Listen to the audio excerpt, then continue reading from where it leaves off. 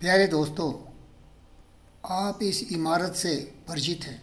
ये 100 साल पुराना है और यह है हमारा पार्लियामेंट हाउस, जिसमें कि राज्यसभा और सेंट्रल हॉल हैं। प्यारे दोस्तों, समय के साथ परिवर्तन ही जीवन है। अगर परिवर्तन नहीं हो तो हम रुक जाएंगे, क्योंकि समय के साथ हमारी जनसंख्या बढ़ रही है और जनसंख्या के हिसाब से ही हमारे एमपीज़ यहाँ आएंगे राज्यसभा और लोकसभा में। इसीलिए दूरदृष्टि महान भारत का नेता नरेंद्र दामोदर भाई मोदी ने अपने कैबिनेट में ये पारित किया कि एक नया संसद भवन बनाया जाए। और आपने सुना होगा, बहुत हल्का मचा दिया। जब वो अमेरिका से लौट के आए थे तो खुद पहुंच गए संसद भवन के नए निर्माण होते हुए कार्यक्रम को देखने के लिए कि किस स्थिति तक है और कहां तक जाना है। तो प्यारे दोस्तों, अभी मैं अपने एक दोस्त से निवेदन करता हूं कि थोड़ा इसके बारे में डिटेल बताएं कि पुराना संसद भवन तो ऐसा है, नया संसद भवन कैसा है, और इससे आपको प्रेरणा मिलेगी। अगर आप चाहें तो आप भी कहीं से खोज सकते हैं। मैंने भी ये खोजा है और आपके सामने प्रस्तुत कर रहा हूँ। मंदिर है संसद भवन, जहां होती है जन जन की आकांक्षाओं पर चर्चा और देश के भविष्य की दिशा तय। मौजूदा संसद भवन को बनाया गया था 100 साल पहले।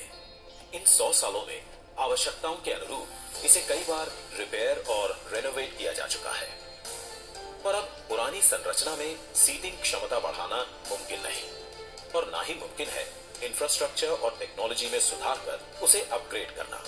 इसीलिए आज नया संसद भवन एक विकल्प नहीं, बल्कि 21वीं सदी के नए और आत्मनिर्भर भारत के लिए जरूरत बन गया है। एक भारत श्रेष्ठ भारत की भावना को संजोए नया संसद भवन फैला होगा 64,500 वर्ग मीटर के विशाल एरिया में, जिसका निर्माण 21 महीनों यानी कि आजादी की 75वीं सालगिरह तक संपन्न कर लिया जाएगा। और इसे खास बनाएगा हमारी सांस्कृतिक विविधताओं से प्रेरित इसका त्रिभुजाकार डिजाइन, जिसे बेहतर स्पेस मैनेजमेंट के लिए भूकंपरोधी सिस्टम के मुताबिक Z और Z+ लेवल की सुरक्षा सुनिश्चित करने, इको फ्रेंडली ग्रीन कंस्ट्रक्शन से बिजली खपत को 30% तक कम करने और अगले 150 से ज्यादा सालों की जरूरतों पर खरा उतरने के लिए बनाया जाएगा।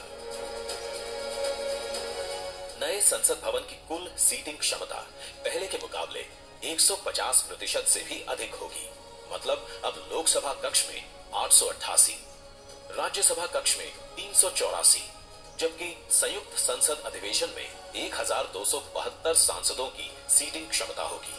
साथ ही डिजिटल इंटरफेस और आधुनिक सुविधाओं से युक्त होंगे सांसद कार्यालय, और लोकसभा और राज्यसभा हॉल होंगे हाई क्वालिटी ऑडियो वीडियो और हर एक डेस्क इलेक्ट्रॉनिक गैजेट से लैस। इसके अलावा यहाँ पर होगा भारत की भव्य विरासत को दर्शाता संविधान हॉल, पुस्तकालय, समिति कक्ष और भोजन क्षेत्र। मतलब कि नया संसद भवन होगा 130 करोड़ देशवासियों की आशाओं को नई बुलंदियां देने वाला, हमारे देश के मजबूत लोकतंत्र को नए आयाम देने वाला, क्षेत्रीय कला, कौशल और कारीगरी की अद्भुत झलकियों को अपने कण कण में समाने वाला, और विशाल स्पेस और चेंबर्स से कहीं बढ़कर हमारे देश के विराट लोकतांत्रिक लक्ष्यों को साकार करने वाला।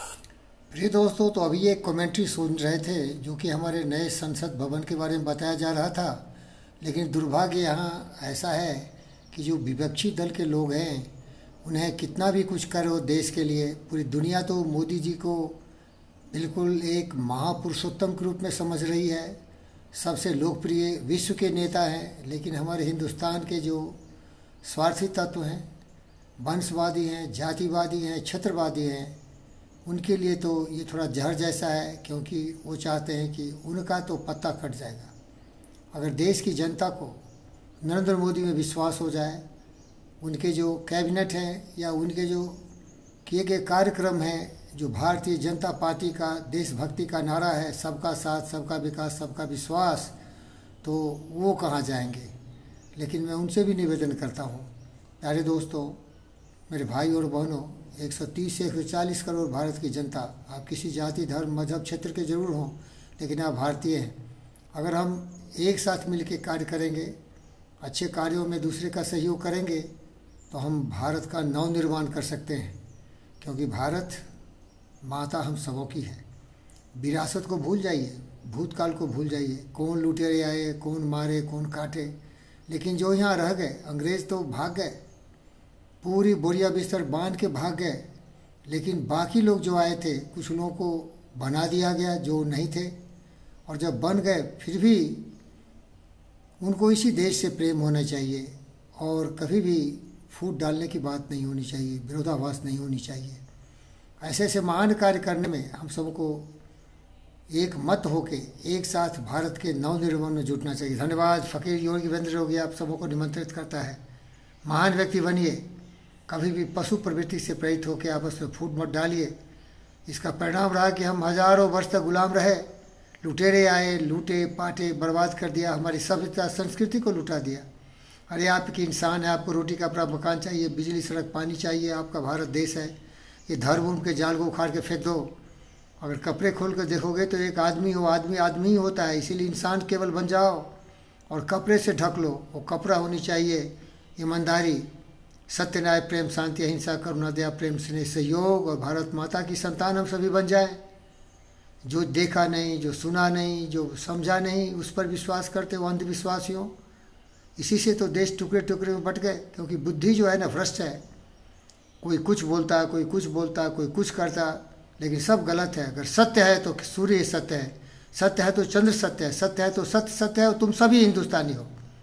तुम्हारा जो भी जाति हो, धर्म हो, मजहब हो, क्षेत्र हो, सबको फेंक दो उखाड़ के।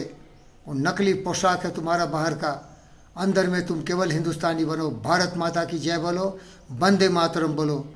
दम है क्या? नहीं कर सकते।